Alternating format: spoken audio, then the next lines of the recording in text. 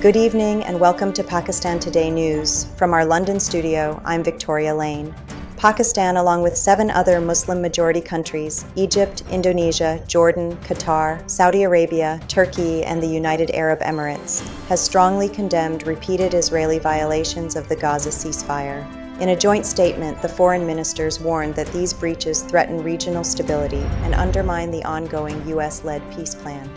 The statement said the violations have resulted in the killing and injuring of more than 1,000 Palestinians, potentially jeopardizing reconstruction efforts under U.S. President Donald Trump's proposed second phase framework. The ministers urged all sides to uphold the ceasefire, exercise restraint, and work toward a just and lasting peace in line with international law and United Nations resolutions. Turning to tensions involving Iran, U.S. President Donald Trump has expressed hope for reaching a deal after Iran's supreme leader, Ayatollah Ali Khamenei, warned that any American attack could spark a regional war. Khamenei described recent anti-government protests in Iran as a coup, claiming that rioters attacked police, government buildings, banks, and mosques, and even burned copies of the Quran, though he said the unrest had been suppressed. President Trump responded cautiously, saying he still hopes for an agreement but would act if negotiations fail. Iran's Foreign Minister Abbas Araghchi voiced concern over miscalculations, noted Tehran's reduced trust in Washington, and suggested regional intermediaries could help reopen dialogue, as Iranian authorities continue to blame foreign actors for protests driven by economic grievances. Pakistan's ambassador to the United Nations, Asim Iftikhar Ahmad, has told the UN Security Council that rising cross-border terrorist attacks from Afghanistan have made Pakistan's security situation intolerable.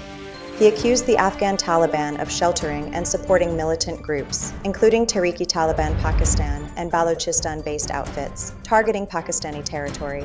Reiterating Islamabad's demand that Kabul honor its Doha Agreement commitments, the envoy warned Pakistan would take all necessary steps to counter the threat. His remarks come amid recent coordinated attacks in Balochistan and ongoing military operations against militants allegedly crossing over from Afghanistan. Now to Punjab, where a familiar springtime tradition is making a return. The festive spirit of BASANT has re-emerged in Lahore as the official sale of kites, spools, and strings begins after years of restrictions. Authorities have approved more than 2,000 registered traders, with sales permitted until February 8th, after which manufacturing and sales will again be banned to ensure public safety. For more on this, we go to our correspondent Drake Rowland in Lahore. The revival of BASANT has brought visible excitement to Lahore's markets, with families and young people flocking to buy colorful kites and accessories. Traders say demand is strong, although many buyers are concerned about higher prices compared to previous years. City authorities have increased monitoring, stressing that only approved materials may be sold to prevent injuries and accidents. Officials are also warning that the use of dangerous kite strings will result in strict legal action.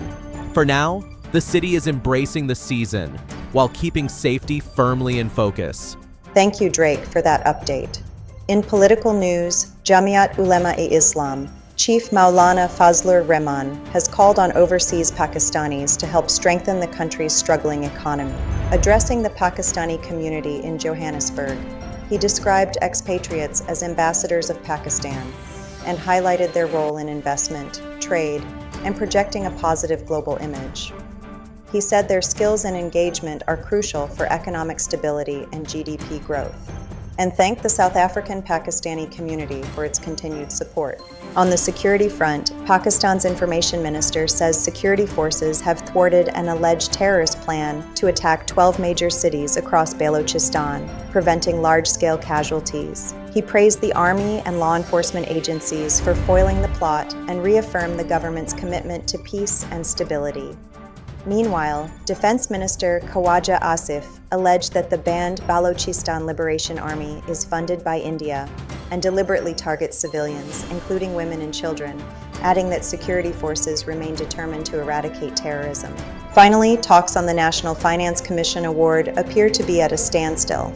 Efforts to update the distribution of federal and provincial revenues have slowed after most technical working groups failed to meet their deadlines. Despite high expectations following the Commission's launch nearly 2 months ago, only 2 of 8 working groups have convened so far. Insiders cite disagreements over resource sharing and federal-provincial coordination, raising concerns about delays in resolving critical fiscal disputes. That's all for now. You're watching Pakistan Today News. I'm Victoria Lane.